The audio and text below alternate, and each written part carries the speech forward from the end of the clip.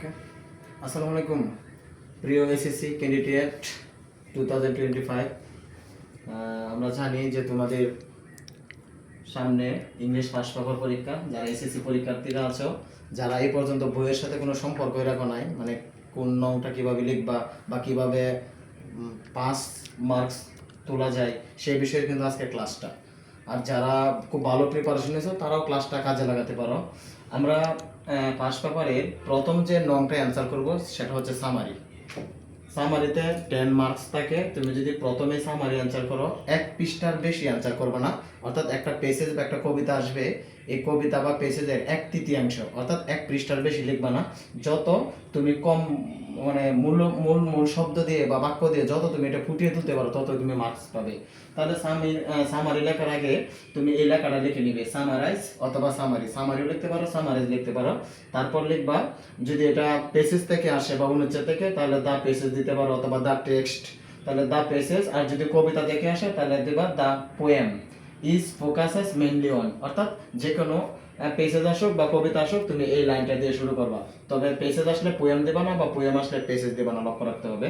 তাহলে এরপরে মনে করো পেসেজ আছে আমার এডুকেশন ইজ দ্য কি টু বিল্ডিং পিসফুল, এই কথাটা আছে। এখন তুমি এখানে শুধু পুরো লাইনটা লিখবা না, পেজ থেকে মূল বিষয়টা দেবা কি নিয়ে, এডুকেশন, ঠিক আছে। আবার তোমার কবিতা থেকে আসছে মনে করো how can the bird that is born for joy, তাহলে তুমি পুরো লাইনগুলো দিছো না, শুধু কবিতার মূল শিরোনামটা দিছো দ্য বার্ড, মানে কবিতাটা পাখিকে নিয়ে। তাহলে আমরা শুধু মেইন শিরোনামটা এখানে দেবো, এখানে লেখা আছে, এখানে পেজেস বা পোয়েমের মূল বিষয়টি লিখতে হবে। দেন এরপর তুমি যদি তুমি স্টেপ বানাবে, একটা স্টেপ বানিয়ে এই কথাটা লিখবা, হেয়ার ইজ ডিসকাসড অ্যাবাউট, অর্থাৎ এখানে যে বিষয়গুলো নিয়ে আলোচনা হয়েছে। এখন কি কি বিষয় নিয়ে আলোচনা হয়েছে তুমি যদি পেসেজটা বা কবিতাটা ভালো করে পড়ে এখান থেকে মূল মূল কিছু বাক্য নিয়ে আসতে পারো, বিস্তারিত করবা না, কম 4টা বা 5টা লাইন মূল মূল বাক্য। যদি তোমার কোনো ব্যক্তিকে নিয়ে আসে তাহলে তুমি হু ওয়াজ বর্ন লিখে তার জন্মসাল দিতে পারো, তার শিক্ষা জীবন দিতে পারো, তার গুণ মানে কর্মকাণ্ড বা তার জীবনের কৃতিত্বগুলো দিতে পারো, তার এক্সট্রাঅর্ডিনারি কিছু দিতে পারো। আর যদি দেখো যে কোনো ব্যক্তিকে নিয়ে আসে নাই তাহলে পেসেজ থেকে মূল জিনিসগুলো যে যে বিষয়টি নিয়ে আলোচনা করেছি এরকম কয়েকটি লাইন এখানে লিখে দিবা, হ্যাঁ, বা কবিতা থেকে। তারপর আরেকটা স্টেপ বানাইবা, ফ্রম দিস পেসেজ, এখানে তুমি পেসেজের সমাপ্তি লাইন, অর্থাৎ পুরো পেসেজটা পড়ে তুমি যে পেসেজের একটা ফিনিশিং তুমি কি অনুভব করতে পারছো তোমার অনুভবটা এখানে প্রকাশ করবা। তাও যদি না পারো তুমি লিখে দিতে পারো from this passage we can learn and know many things. যদি তুমি পেসেজ থেকে কোনো কিছু না নিতে পারো তাহলে কি লিখবা, from this passage we can learn and know many things. Okay, তারপর পেসেজটা থেকে তুমি যা সংগ্রহ করছো তার একটা ব্যাখ্যা দিবা, অর্থাৎ তুমি ফিনিশিং দিবা। At last we can say that this passage or this poem gives us N important information or inspiration. তার মানে এখান থেকে যে কোনো তুমি একটা দিবা, এক পৃষ্ঠার বেশি লাগবে না। সামারি তোমরা 7 বা 8 পেতে পারো। তো প্রিয় শিক্ষার্থীরা দেখো, 2 নংয়ের জন্য একটা পেসেজ দেওয়া থাকবে। 2 নংয়ের পেসেজ থেকে আমাদের মেকিং এ ফ্লোচার্ট তৈরি করতে বলবে। তাহলে মেকিং এ ফ্লোচার্ট তৈরি করার জন্য তোমার উপর একটা পেসেজ দেওয়া থাকবে। মনে করো একটা পেসেজ দেওয়া আছে আমেরিগো। প্রশ্ন করছে read the following text and make a flowchart showing the unfortunate condition of Amerigo. মানে বলছে অনুচ্ছেদটি পড়ো বা অনুচ্ছেদটি অনুসরণ করে একটি ফ্লোচার্ট তৈরি করো, দেখানো হলো দুর্ভাগ্য পরিস্থিতি অফ আমেরিগো। এখানে তোমার পেসেজটা বলছে আমেরিগোর জীবন বৃত্তান্ত নিয়ে। এখানে আবার বলছে number 1 has been done for you.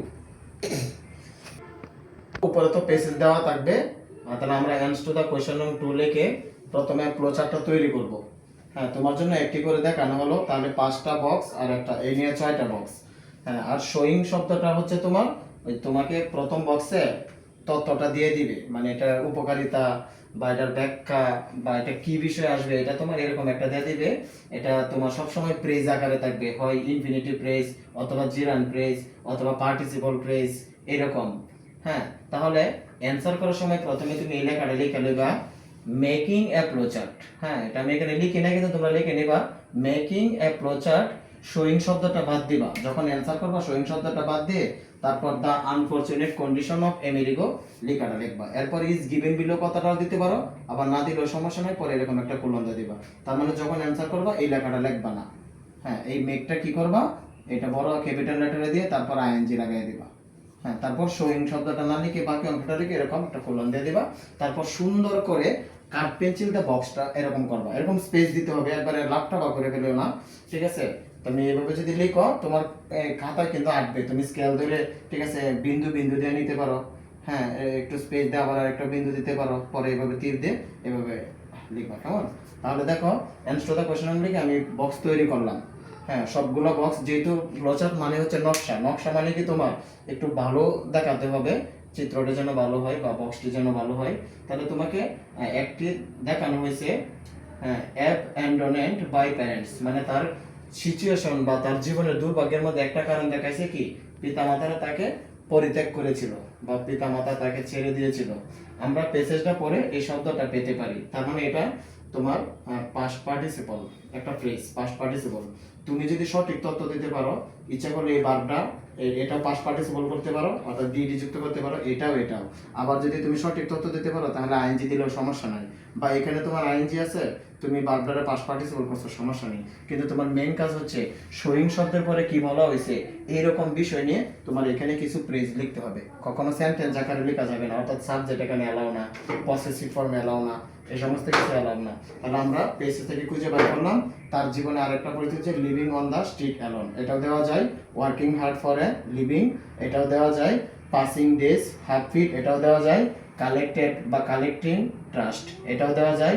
Work for N ice cream shop, এটাও দেওয়া যায়। তাহলে যে কোনো পেজে আসো তোমরা ফ্লোচার্ট লেখার ক্ষেত্রে এরকম চিত্র তৈরি করে যেটা দেওয়া থাকবে এটার অনুসরণ করবে। এটা ক্যাপিটাল লেটার হলে তুমি বাকি বলা ক্যাপিটাল লেটার দিবা, আর সবার শেষের বক্সে ফুল স্টপ দিবা। অবশ্যই তোমরা সামারির পরে এই ফ্লোচার্টটা অ্যান্সার করতে পারো।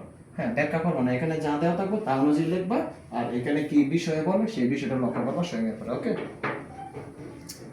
প্রিয় শিক্ষার্থীরা, আমরা জানি আমাদের পেসেজের 35 মার্কসই আসে তোমার রিডিং স্কিল থেকে। তার মানে রিডিং স্কিলে আমরা যে আগে পড়েছি সামারি 10 মার্কস, তারপর তোমার ফ্লোচার্ট 5 মার্কস, এরপর হচ্ছে কোয়েশ্চেন 15 মার্কস, অর্থাৎ 15 মার্কস হচ্ছে তোমার এই 5টা প্রশ্নতে, এক একটা মধ্যে 3 নাম্বার করে। আর তোমার চুজ দ্য কারেক্ট আনসার হচ্ছে 5। তাহলে এই 35তে তুমি ইচ্ছা করলে 25 বা 30 পেতে পারো। তাহলে আমি এটা বোঝানোর পর কালকে তোমরা তোমাদের রাইটিং টেস্টগুলো বুঝিয়ে দেবো বা রিঅ্যারেঞ্জগুলো বুঝিয়ে দেবো, ভোকাবুলারিগুলো। তাহলে আজকে আমি তোমাদের এই 30 মার্কসের ক্লাসটা নিয়ে নিলাম।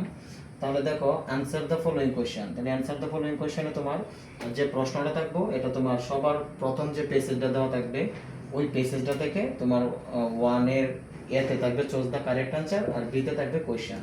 তাহলে আমি অ্যান্সার এখানে লিখবো না, কারণ তোমাদের আমি আইডিয়া দিতেছি যে কিভাবে তোমরা লিখবা, প্রশ্নটা কিভাবে হতে পারে। ধরনটা প্রশ্নটা হোয়াটতে করতে পারে, হাউদা করতে পারে, হোয়ার দিয়ে করতে পারে, হোয়েন দিয়ে করতে পারে, হোজ দিয়ে করতে পারে, হো দিয়ে করতে পারে। তাহলে আমরা জানি হোয়াট দিয়ে প্রশ্ন করলে যে পেসেজটা আসবে তার একটা পরিচিতি দিতে হয়, অর্থাৎ সংজ্ঞা দিতে হয় বা তার বিষয়ে ফুটিয়ে তুলতে হয়। আর যদি তোমার হোয়ার দ্বারা প্রশ্ন করে তাহলে প্রশ্নটি গুছিয়ে তখন স্থানের নাম বা জায়গার নাম যে বিষয়ে প্রশ্নটা আইডেন্টিফাই করবে সেরকম একটা প্লেস এখানে দিতে হয়। আর হয় দিয়ে প্রশ্ন করলে প্রশ্নটা গুছিয়ে তারপর বিকজ দিয়ে অ্যান্সার করতে হয়। আর যদি হাউ দিয়ে প্রশ্ন করে তাহলে হাউ দিয়ে প্রশ্ন করলে তোমার ব্যক্তির পরিচয় দিতে হয়। আর যদি তোমার হয়েন দ্বারা প্রশ্ন করা হয় তাহলে হয়েন দ্বারা প্রশ্ন করতে হলে তোমাকে অবশ্যই প্রশ্নটি গুছিয়ে তোমার সাল, তারিখ বা সময় এরকম কিছু বিষয়ে তথ্য দিতে হবে। তাহলে আমরা জানি ডব্লিউএস কোশ্চেনের পরে primary auxiliary verb am is are ওজার বা মডাল ভার্ব শেল শুরু দ্বারাও প্রশ্ন করতে পারে, অথবা ডো ডি ডাস দিয়েও প্রশ্ন করতে পারে। যদি ডব্লিউএস কোশ্চেনের পরে অক্সিলারি ভার্বটা প্রশ্ন করে তাহলে তুমি যে কোনো প্রশ্ন অ্যান্সার করার সময় প্রথমে সাবজেক্ট আনবা, তারপরে যদি সাহায্যকারী ভার্ব থাকে সাহায্যকারী ভার্ব আনবা, তারপর তুমি যে বিষয়টা প্রশ্ন করছে কি দিয়ে প্রশ্নটা করছে এটা দেখবা হোয়াট দিয়ে না হাউ দিয়ে। তারপর পেসেজ থেকে তুমি এই শব্দগুলোর যদি বাংলা বোঝো তাহলে তো কথাই নেই, তোমার এই শব্দগুলো তোমার কি পেসেজ থেকে এটার ধারাবাহিকতা অনুযায়ী তোমাকে যে বিষয়টা চাওয়া হয়েছে এই বিষয়টা নিয়ে লিখতে হবে 3 নাম্বার করে। যেমন এখানে প্রশ্ন করছে what is the similarity between Jerry and the great of here. এখন তুমি এখান থেকে সর্বপ্রথম সাবজেক্ট আনবা, যেমন সাবজেক্ট হচ্ছে the great of here good job. এখন এই কথাগুলো তো অবশ্যই পেসেজে আছে, তার মানে পেসেজটা হয়তো গুছানো নাই, কিন্তু তুমি প্রশ্নটা গুছিয়ে তারপর পেসেজ থেকে তথ্য দিবে। এরপরে দেখো প্রশ্ন করতে পারে শুরুতে ডো দিয়ে অথবা হ্যাভ দিয়ে অথবা ডিড দিয়ে। যদি এরকম কোনো প্রশ্ন করে তাহলে আমাদের প্রশ্নের ধরনটা হয় ইয়েস অথবা নো দিয়ে করতে হয়। যেমন এখানে বলছে did Jerry get any training to do gracious things, মানে জেরি কি কোনো প্রশিক্ষণ নিয়েছিল। এখন তুমি যদি বিষয়টা না জানো ইয়েস দিবা কেমনে নো দিবা কেমনে, তার মানে সে কোনো প্রশিক্ষণ নেয়নি, তুমি নো দিতে পারো। ঠিক আছে, নো। আবার যদি এখানে সেকেন্ড পারসন ইউ থাকতো তাহলে আই দিতা। যেমন বলতে পারি ইফ ইউ অথবা ডু ইউ অথবা ডিড ইউ, তাহলে তুমি ইয়েস নো দিয়ে আই দিতে পারো। তাহলে এই প্রশ্নটা আমরা সাজেস্ট করছি সে কোনো ট্রেনিং নেয়নি, তাহলে আমরা দিতে পারি no Jerry get any training to do gracious things দিতে পারো।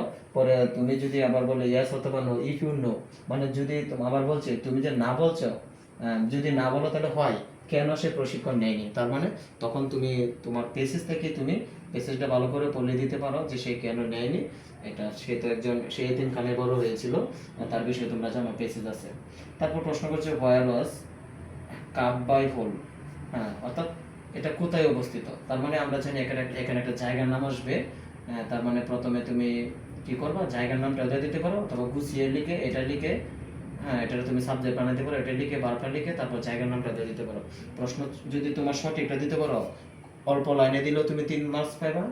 আবার যদি তুমি প্রশ্নটা যদি দেখো যে বড় হচ্ছে বা এটা বড় হওয়ার কথা, তবু তুমি 3 মার্কসই পাবা, 3 মার্কস। পরে দেখো প্রশ্ন করছে আবার হোয়াট দিয়ে, তারপর তোমার এখানে ডিড দিয়ে প্রশ্ন করছে। তাহলে আমরা জানি ডিড দিয়ে যদি প্রশ্ন করে তুমি প্রথমত সাবজেক্ট আনবা, পরে সাবজেক্টের পরে বারবার বি টু করবা। প্রথমে এখানে মনে করো তুমি সাবজেক্ট আনছো জেরি, তারপর এই বার্বটা হয়ে যাবে বি টু, অর্থাৎ অতীত নিয়ে প্রশ্ন করছে। তাহলে আমরা জানি ডোর ডিড উঠে যাবে, ডোর বি টু কিন্তু ডিড। আবার যদি এখানে মূল বার্ব থাকতো তাহলে মূল বার্বটা আমরা কি পাস্ট ফর্মে রূপান্তর করতাম। আর যদি এখানে তোমার ডাস দিয়ে প্রশ্ন করতো তাহলে এখানে যে আমি সাবজেক্টের পরে যে বার্বটা আনতাম মেইন বার্বটা, এটার সাথে আমরা এস বাই এস যুক্ত করতাম। আর যদি প্রশ্নটা সাহায্যকারী বার্ব হিসেবে ডো নিত তাহলে মেইন বার্বটা যা আছে তাই রেখে তারপর আমরা প্রশ্নের উত্তর দেওয়ার চেষ্টা করতাম। তাহলে প্রশ্নের উত্তর অবশ্যই দিবা, কারণ তোমার যদি 5 মার্কস পেতে চাও তোমার রিডিং স্কিল থেকেই ভালো করে লিখতে হবে আর রাইটিং স্কিল।